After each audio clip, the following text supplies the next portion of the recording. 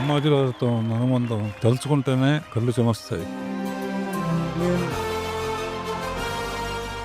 ఇవే ఇవే జీవన తరంగాలు, ఇవే ఇవే జీవన తరంగాలు, జీవన తరంగాలు. పెళ్లి ఎలా చేయాలో నువ్వే డిసైడ్ చేసుంటావు. ఆ లెక్చరర్ చెప్తాడు, నువ్వు వింటావు. మీరు మాట్లాడుకోండి, మధ్యలో నేనెందుకు? పెళ్లికి నేను ఈ ఇంట్లో ఉండి ఏం చెయ్యాలి? అయినా నేను దేనికి పనికిరానని నువ్వు చెప్పావు కదా. ఈ టైంలో అలా మాట్లాడకండి. మరి ఏ టైంలో మాట్లాడాలి? నీకు అవసరం ఉన్న టైంలో నేను నోరు మూసుకొని మీరు ఆడమన్నట్టు ఆడాలి. నా అవసరం ఎంతవరకు కూడా నువ్వే డిసైడ్ చేసావు కదా. అరే, అమ్మాయి తండ్రిని నన్నింతగా దిగజార్చారు మీ తల్లి కూతుళ్ళిద్దరూ కలిసి. ఇదిగో చెప్తున్నాను విను, నేను రేపు ఉండను, పెళ్లికి కూడా రాను. ఏం చేస్తావో చేసుకో.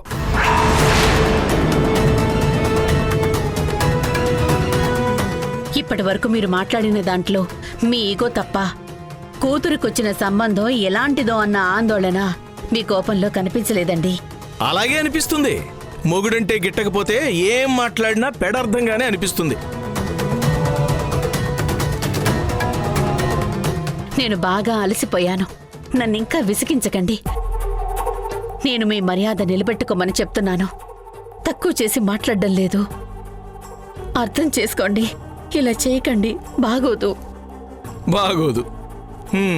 ఇలాంటి వాటికి మొగుడు ఉండాలి. కన్యాదానం చేసి కాళ్ళు గడగడానికి మొగుడు కావాలి.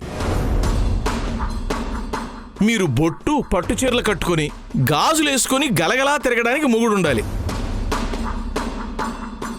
బయటికెళ్తే నలుగురిలో ముత్తైదువుగా గౌరవం కోసం మొగుడు ఉండాలి. కానీ ఆ మొగుడుకు మాత్రం గౌరవం ఇవ్వరు, అంతేగా? గౌరవం ఇవ్వరు, మీరే కాపాడుకోవాలి. అప్పుడే పెద్దరికం నిలబడి గౌరవం దక్కుతుంది. తండ్రిగా నా పెద్దరికాన్ని మూలకు పారేసి పనికిరాని తండ్రిని చేశావు. దాని వాల్యూ ఏంటో మీకు తెలిసేలా చేస్తాను. దొరికిన ప్రతి చోట నన్ను అవమానించడమేగా. ఇప్పుడు నాకు ఛాన్స్ వచ్చింది. ఆ పనికిరాని తండ్రి చెడ్డ భర్తలా మారితే ఎలా ఉంటుందో చూపిస్తాను. అలా అనకండి. అంటాను, ఒకసారి కాదు 10 సార్లు అంటాను. వాళ్ళు వచ్చినప్పుడు నేను ఉండను, పెళ్లికి కూడా రాను. ఏం చేసుకుంటారో చేసుకోపోండి. సరే, మీ ఇష్టం. ఎన్నో అనుభవించాను, వాటిలో ఇది కూడా ఒకటి అనుకుంటాను. ఆ లెక్చరర్ గారు కీర్తిని పిలిచి అడిగారట, పెళ్లి చేసుకుంటావా అని. అంతేగాని ఆయన నాతో మాట్లాడి కుదుర్చుకున్న సంబంధం కాదు. అది ఆయన దృష్టిలో మనకున్న మర్యాద. కీర్తి లెక్చరర్ ప్రమోద్ గారితో మాట్లాడాక తన మనసుకు ఓకే అన్నాకే నాకు ఫోన్ నంబర్ ఇచ్చింది. అప్పుడు మాట్లాడాను. మా కుటుంబ పరిస్థితి ఇది అంటే, సరే మేం చూసుకుంటామని వాళ్లే భరోసా ఇచ్చారు. అలాంటి వాళ్ల ముందు ఉన్న కాస్త పరువు కూడా తీసేయకండి. మీకు దండం పెడతాను. మీరు వాళ్ళొచ్చినప్పుడు నేనుండను అంటున్నారు, పెళ్లికి రాను అని బెదిరిస్తున్నారు. నేనేం చేయాలో చెప్పండి. దానివల్ల మీకేం వస్తుందో తెలియదు గాని కీర్తికి దక్కే ఆ కాస్త గౌరవం కూడా దక్కదు. అయినా కూడా మీ మాట మీదే అయితే అలాగే కానివ్వండి. కీర్తి లెక్చరర్ కలిసి పెళ్లి ఎలా చేయాలో వాళ్లే చేసుకుంటారు. అప్పుడు మిమ్మల్ని ఉండమని బతమాలే అవసరం ఉండదు. ఎందుకంటే తండ్రిగా అక్కడ మీ అవసరం, తల్లిగా నా అవసరం లేకుండానే పెళ్లి జరిపిస్తారు. అప్పుడు మీ కూతురి మర్యాద సంగతి ఏమైనా మీ పంతం నెగ్గి తండ్రిగా మీ మర్యాద, గుర్తింపు, గౌరవం అన్నీ పెరుగుతాయి. ఎవరైనా అడిగితే అప్పగింతలప్పుడు కూతురు కన్న తండ్రిని విడిచిపెట్టి పోతున్నందుకు కన్నీరు కారుస్తుంటే చూడలేక రాలేదని చెప్తాను. సరేనా?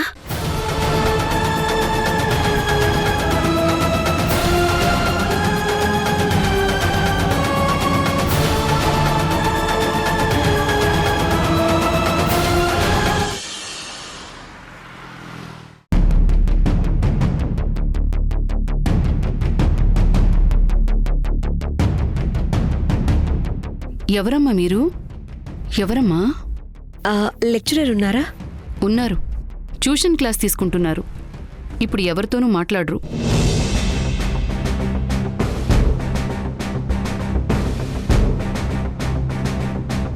మీ టేస్ట్ చాలా బాగుందండి. ఇంటీరియర్ డెకరేషన్ చాలా బాగుంది. Wonderful decoration, very nice. Hall, bedroom, kitchen, పూజ గది ఎక్కడ స్టే చేస్తే అక్కడ ఆ మూడు ఉండేలాగా చాలా న్యాచురల్గా డెకరేషన్ చేయించుకున్నాను. నేనే చేయించానండి ఇంటీరియర్ వర్క్. నేనే దగ్గరుండి చేయించుకున్నాను. ఫర్నిచర్ కూడా చాలా బాగుంది. సోఫాస్, కర్టైన్స్ అన్నీ సూపర్ అండి. థ్యాంక్ యూ అండి. మీరేం తీసుకుంటారు? అయ్యో వద్దండి, ఏం వద్దు. అయ్యో, ఇల్లు చూపించే హడావిడిలో మర్చిపోయాను. అవును, ఇంతకీ మీరెవరు? ఎందుకొచ్చారు? నేను రష్మిక కుమార్. మొన్నటి వరకు వైజాగ్లో ఉన్నాను. రీసెంట్గా ట్రాన్స్ఫర్ అయ్యి ఇక్కడికి వచ్చాను. లెక్చరర్ గారిని కలవాలి. వీకెండ్లో తప్ప ఆయనకి మధ్యలో మాట్లాడే టైం ఉండదండి. మీరొచ్చిన రీజన్? నాకు ఒక తమ్ముడున్నాడు. వాడిని ఇంటర్ సెకండ్ ఇయర్లో చేర్పించాలి. మ్యాథ్స్ ట్యూషన్ కోసం ఇక్కడికి పంపించాలని వచ్చాను. ట్యూషన్ అంటేనే అందరూ లెక్చరర్ గారి పేరే సజెస్ట్ చేశారు. ఆయన క్లాసులకి అంత డిమాండ్ ఉంది. సీటు దొరకడం కష్టం. నెక్స్ట్ ఇయర్ కూడా ఆల్మోస్ట్ బుక్ అయిపోయాయి. మార్బుల్స్ చాలా బాగున్నాయి. నేను చాలా చోట్ల వెతికాను. నాకు ఇలాంటి స్మూత్ అండ్ పాలిష్డ్ మార్బుల్స్ ఎక్కడా దొరకలేదు. కాంట్రాక్టర్ ఎవరు? వర్క్ చాలా బాగుంది. కాంట్రాక్టర్కి అప్పగించలేదండి. ఈ వర్క్ అంతా నేనే దగ్గరుండి చేయించుకున్నాను. మెటీరియల్ సెలక్షన్స్కి నేనే వెళ్లేదాన్ని. చిన్న డ్యామేజ్ ఉన్నా సరే వెనక్కి ఇచ్చేసేదాన్ని. గోడలకి వేసే పెయింట్స్ నుంచి సర్వీస్ మ్యాట్స్ వరకు అన్నీ నేనే దగ్గరుండి తెప్పించుకున్నాను. ఇల్లంటే జీవితంలో ఒక్కసారే కట్టుకునేది. అందుకే ఎక్కడా కాంప్రమైజ్ కాలేదండి. మీరు చాలా చక్కటి మాట చెప్పారు. మిమ్మల్ని చూస్తుంటే ఒక మాట చెప్పాలనిపిస్తుంది. ఏంటో చెప్పండి, పర్లేదు. డబ్బులు అందరికీ ఉంటాయి, కానీ వాటిని దేనికి ఎంత, ఎలా ఖర్చు పెట్టాలో, ఎలా దాచుకోవాలో మీలా అందరికీ తెలుసుండదు. ఉన్న డబ్బు మన సౌకర్యాలకి అనుగుణంగా వినియోగించుకోవాలే కాని ఉన్న దాంట్లో విలాసవంతంగా జీవించగలుగుతాం. నిజంగా మీరు పర్ఫెక్ట్ హౌస్ వైఫ్. రండి, ఒంటిల్లు పూజగది చూదురు రండి.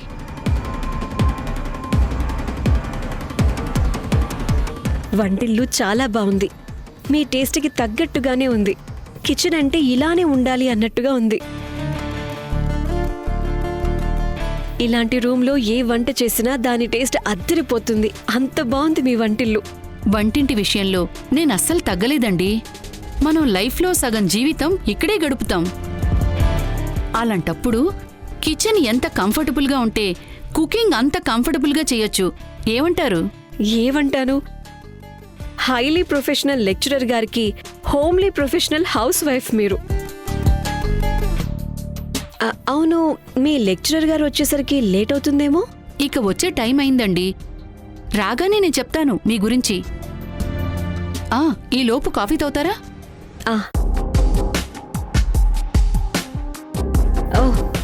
ఎప్పుడు రెడీగా పెట్టుకుంటారా? ఒక బ్యాచ్ అవ్వగానే 10 నిమిషాలు బ్రేకు. ఆ టైంలో ఆయన కాఫీ తాగేసి మళ్ళీ వెళ్తారు. అందుకే తీసుకోండి.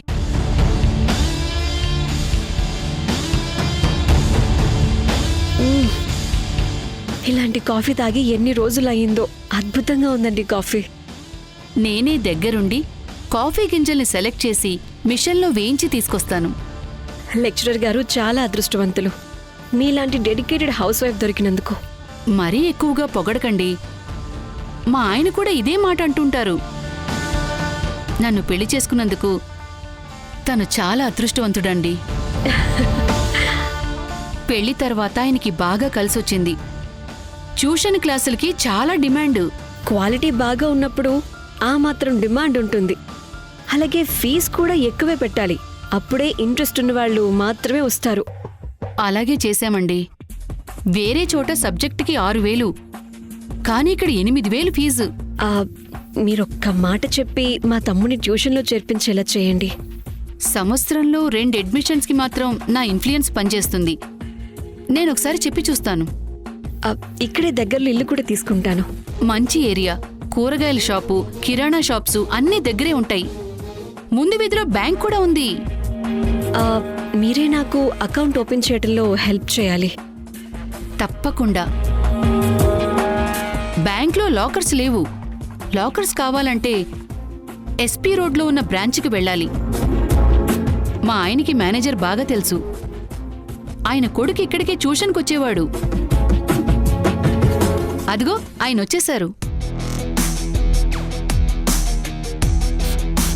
ఈవిడ రష్మి కుమార్ అని వీళ్ల తమ్ముడికి అడ్మిషన్ కోసం వచ్చారు. నమస్తే అండి. నమస్తే అండి.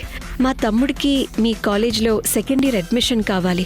అలాగే మీ దగ్గర ట్యూషన్ సీట్ కూడా. అడ్మిషన్ కోసం కాలేజ్ మేనేజ్మెంట్ని అడగండి. నీలకంఠం గారు మేనేజ్మెంట్ హెడ్. మీరు డొనేషన్ ఇస్తే సీట్ కన్ఫర్మ్ అవుతుంది. దానికి నా ఇన్ఫ్లుయెన్స్ ఏం అవసరం లేదు. ఇక్కడ మాత్రం ట్యూషన్ అంటే కష్టమే. ఓ ప్లీజ్ అండి. I don't know, let me see. మీరు మీ అడ్రస్ ఇచ్చి వెళ్ళండి. ఎవరైనా వెళ్ళిపోతే మీకు చెప్తాను.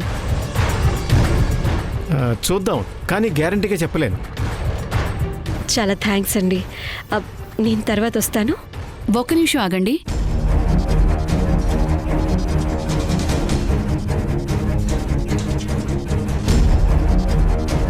ఈ తాంబూలం తీసుకోండి. అయ్యో, ఇవన్నీ ఎందుకండి? పర్వాలేదు, తీసుకోండి.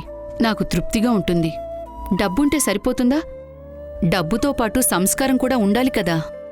మిమ్మల్ని చూస్తుంటే మాకు బాగా కావలసిన వాళ్ళలా అనిపిస్తోంది. మీరు ఒట్టి చేతులతో ఇక్కడి నుంచి వెళ్ళొద్దు. కాదనకుండా తీసుకోండి ప్లీజ్.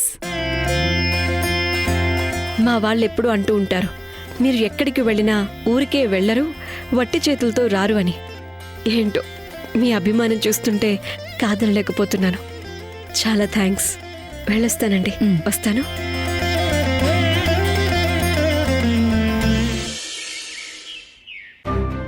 ఉన్నది ఒక్క చెల్లెలివి. నువ్వు రానంటే ఎలా చెప్పు? మేడం, మీరు మాట్లాడుతుండండి, నేను బయట కూర్చుంటాను. పర్వాలేదుండండి. మీరేమీ పరాయివారు కాదు. అర్థం చేసుకో అక్క. పెళ్ళికి రానంటున్నానా? ఇప్పుడు మాటలే కదా. అక్కడికొచ్చి నేనేం మాట్లాడాలో చెప్పు. నువ్వొస్తే నాకు ధైర్యంగా ఉంటుంది. నీకంటూ ఒక అధికారం ఉంది. అసిస్టెంట్ కమిషనర్వి. నువ్వేం చెప్పినా నీ మాటకు ఒక వాల్యూ ఉంటుంది. నువ్వు ముందుంటే చాలు, మేం మాట్లాడుకోవడం ఈజీ అవుతుంది. కానీ నా వెనక ఏమనుకుంటున్నారో తెలుసా అక్క? మొగుడిని వదిలేసి వచ్చింది ఈమె కూడా మాట్లాడుతుందా అనుకుంటున్నారు. ఆఫీసర్ అయితే ఆఫీసులో భయపడతారు, కానీ అలాంటి పెళ్లి పెద్దగా నాలాంటి వాళ్ళని ఒప్పుకోరు. అందుకే ఇప్పుడు రాలేనంటున్నాను.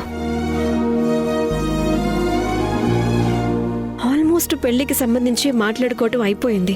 ఇంక నేనొచ్చి ఏం చేస్తాను? అలా మాట్లాడతావేంటి? నువ్వు మా ఆయన కంటే తీసిపోయావా? మీ ఆయన సంగతి లెక్కలోకి రాదక్కా. నీ విషయం కూడా లెక్కలోకి రాదు.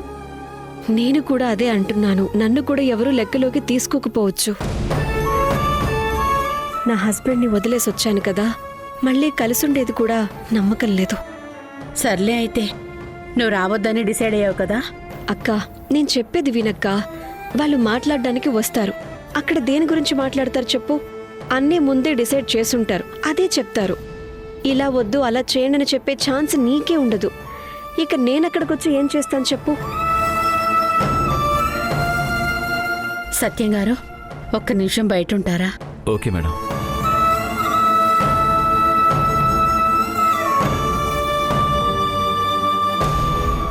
ఇప్పుడు చెప్పు, ఎందుకు రానంటున్నావు?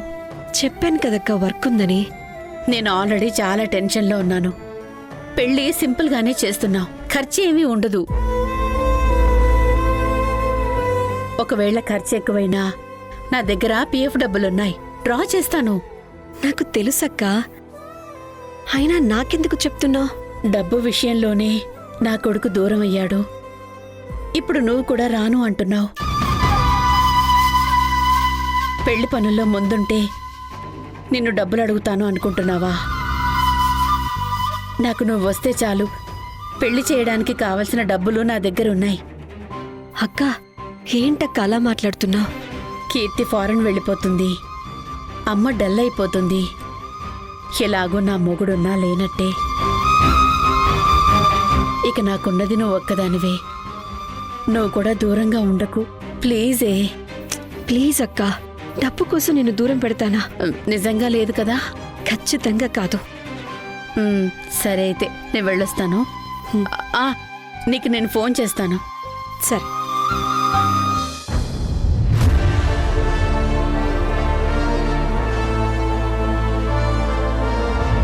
మేడం, నిజం ఎందుకు దాచారు? లెక్చరర్ కేసు చూస్తున్నారు కాబట్టి అక్కడికి రాలేకపోతున్నానని చెప్పుండొచ్చు కదా. చెప్పొచ్చు. లెక్చరర్ ఇంటికి వెళ్ళానని, అతని భార్యకు అబద్ధం చెప్పి ఇల్లు మొత్తం మఫ్టీలో సోదా చేశానని చెప్పొచ్చు. అలాంటప్పుడు పెళ్లి చూపులకు నేను వెళ్తే ప్రమోద్ ఫ్యామిలీ గుర్తుపడితే ప్రాబ్లం అవుతుందని నేను చెప్పలేదు. ఎందుకంటే ఆఫీస్ డ్యూటీని పర్సనల్స్ని కలపకూడదు. అప్పుడే ఈ హోదాకు విలువ గౌరవం దక్కేది.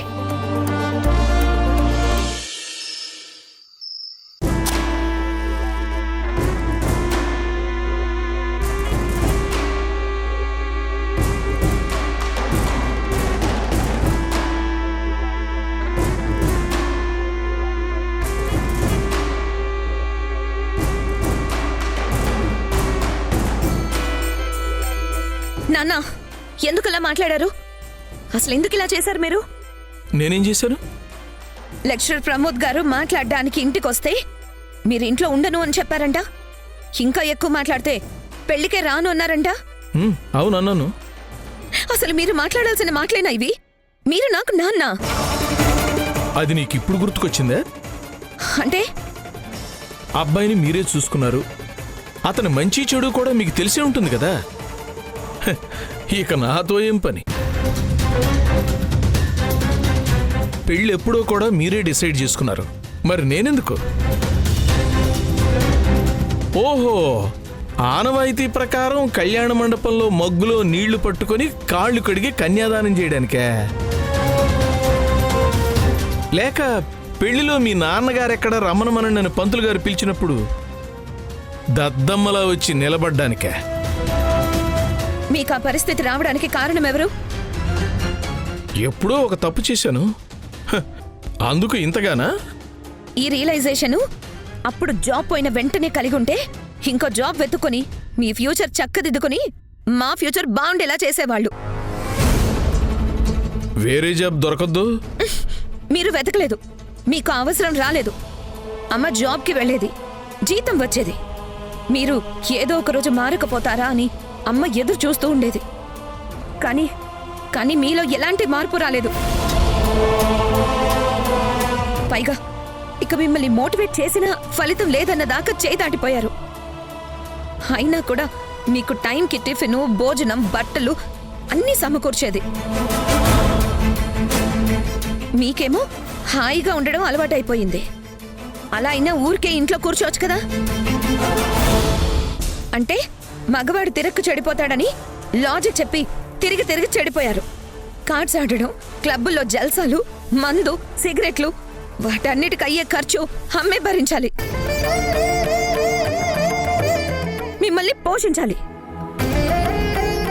ఇంకా ఈ రోజు అడుగుతున్నారా ముఖ్యమైన నిర్ణయాలు మీరు తీసుకుని నన్నేదో శాస్త్రానికి ఉండమంటున్నారా అని? మరి ఇంకేం చేయమంటారో చెప్పండి. మీరేం చేయాల్సిన అవసరం లేదు. మీకు నేనంటే అంత చిన్న చూపైనప్పుడు అనామకుడిగా పెళ్లిలో నిలబడి నేనేం చెయ్యాలి?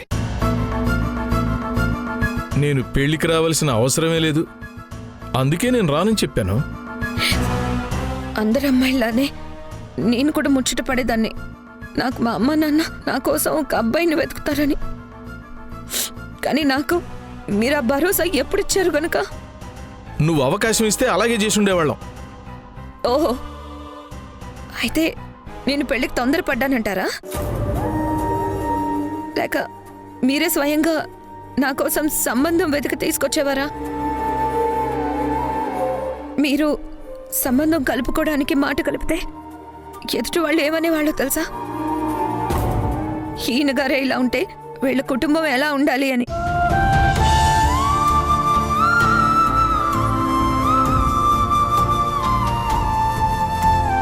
ఈయన కూతురు ఇంకెలా ఉండాలని అనేవారు.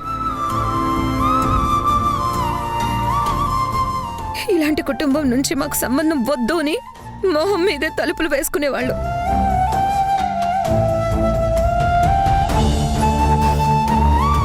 అమ్మకు అదే భయం, నాది అదే పరిస్థితి. పెళ్ళయ్యాక మెట్టినింట్లో ఉండలేని పరిస్థితి అని తెలిస్తే ఎవరైనా పెళ్లి చేసుకుంటారా?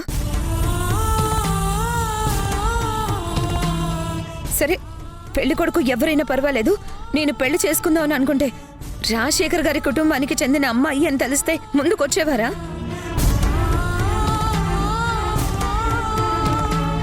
చివరికి నేను జాబ్ చేస్తున్నాను, నేనే పోషిస్తున్నానని చెప్పినా కూడా ఇష్టపడేవాళ్ళు కాదు. ఒకవేళ జాబ్ వద్దంటే ఇంటి పని చేసుకుంటాను, నన్ను పెళ్లి చేసుకోండి అంటే జాబ్ ఉన్న అమ్మాయి అని కూడా ముందుకొచ్చేవారు కాదు నాన్న.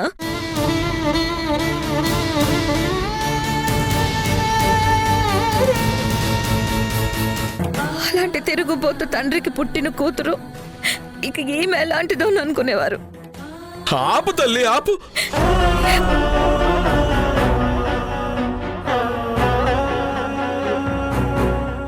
ఎందుకు ఆపాలి?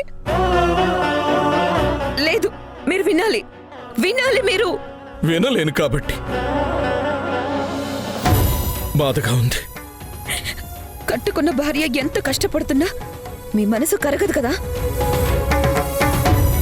కూతుర్ని నేను చెప్తున్నాను వినండి.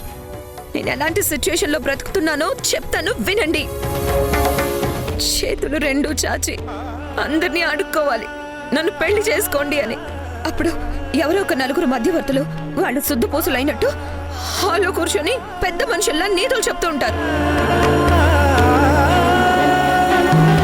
వాళ్ళ కుటుంబంతో ఏం పని, అమ్మాయి మీ ఇంటికి వస్తే బాగుంటుందని అలా మధ్యవర్తులు సర్ది చెప్తుంటే నేనేదో తప్పు చేసిన దానిలాగా తలుపు చాటుకు నిలబడి వినినట్టు ఉండాలి. అలాంటి పెళ్లి చేసుకుంటే నేను అత్తారింటికి వెళ్ళాక సుఖంగా ఉండగలనా?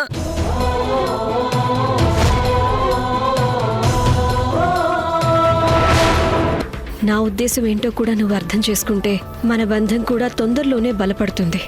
సరే, ఏం చేయాలో చెప్పు.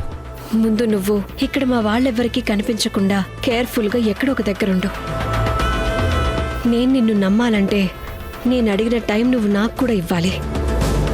తొందరపడితే నమ్మకాలు కలగవు, అనర్థాలే జరుగుతాయి.